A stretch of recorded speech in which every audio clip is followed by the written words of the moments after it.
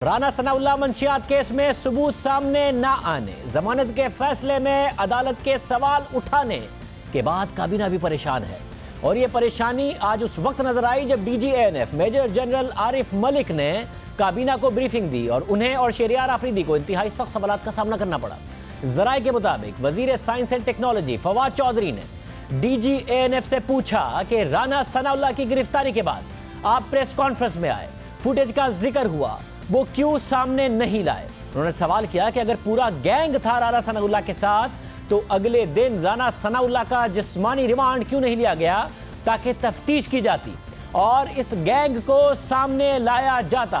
फवाद चौधरी ने तनकीद की कि राना सनाउल्लाह को इतने दिन जेल में रखा गया मगर राना सनाउल्लाह के बयान की एक वीडियो तक रिकॉर्ड नहीं की गई। आज राना सनाउल्लाह कह रहे हैं कि वो तफ्तीशी अफसर से मिले तक नहीं और इसका कोई सबूत भी नहीं। जराये के मुताबिक फवाद चौधरी ने वजीर आज़म इमरान खान को मुखातिब करते हुए कहा कि मैं जितना आपको जानता हूं यह नहीं हो सकता कि आपने किसी पर हेरोइन का इल्जाम लगवाकर मुकदमा बनवाया हो।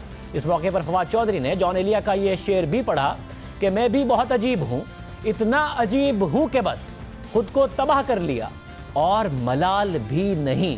इस मौके पर काबीना इजलास में शरीक एक वजीर का कहना था कि राना सनाउल्लाह केस का चालान बहुत कमजोर है, इसे या तो बहुत नाअहल लोगों ने बनाया है या फिर मुल्जिम को फायदा पहुंचाने के लिए ऐसा बनाया गया है। एक और वजीर तारिक बशीर चीमा ने कहा कि एएनएफ ने पूरे मुल्क में हमारा मजाक बनवाया। एएनएफ की नाअहली राना सनाउल्लाह केस में वाज़ेह है। अदालतों को खाली कस्में नहीं सबूत चाहिए होते हैं। जबकि वफाकी वजीर बराए इंसानी हुकूक शेरी मजारी ने सवाल उठाया कि जब अप्रैल में वजारत कानून को खुसूसी अदालत के जज मसूद अरशद की तब्दीली के लिए एएनएफ से दरख्वास्त कर दी थी तो इस बारे में मीडिया को क्यों नहीं बताया? क्यों यह तासुर मजबूत किया गया कि राना सनाउल्लाह की गिरफ्तारी के बाद जज को बदला गया? फैसल वाउडा का कहना था कि राना सनाउल्लाह के खिलाफ मज़हे का खेज केस बनाया गया है।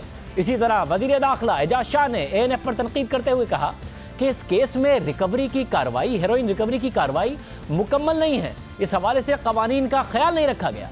एजाज शाह ने सवाल उठाया कि हुकूमत को अब इस केस का कैसे दिफा करना चाहिए, जिस पर एक और वजीर ने जवाब दिया कि ये किस कदर गैर इखलाकी पोजीशन है कि 20 किलो हेरोइन का अगर झूठा केस बनाएं और फिर हम उसका दिफा भी करें।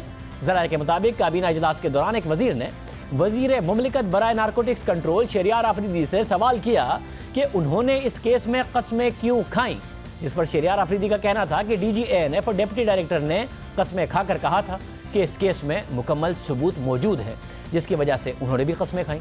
इस मौके पर शहरियार आफरीदी ने एएनएफ का दिफा करते हुए कहा कि एएनएफ पर शक नहीं करना चाहिए, जबकि डीजी एएनएफ का कहना था कि इस बात में उन्हें कोई शुबा नहीं है कि राना सनाउल्लाह मंशियात के कारोबार में मुलव्विस हैं और जब केस आगे बढ़ेगा तो सब साबित हो जाएगा। हमारी कोई सियासी वाबस्तगी नहीं है, हमने किसी पर सियासी केस नहीं डाला, जो किया वो हकाइक पर मबनी है। डीजी एएनएफ की ब्रीफिंग के बाद वजीर आज़म इमरान खान ने कहा कि उन्हें इस केस का नहीं पता था। एएनएफ एक काबिल एहतराम एजेंसी है। उन्होंने हिदायत की कि अगर सबूत है तो इस केस को मेरिट पर आगे चलाया जाए।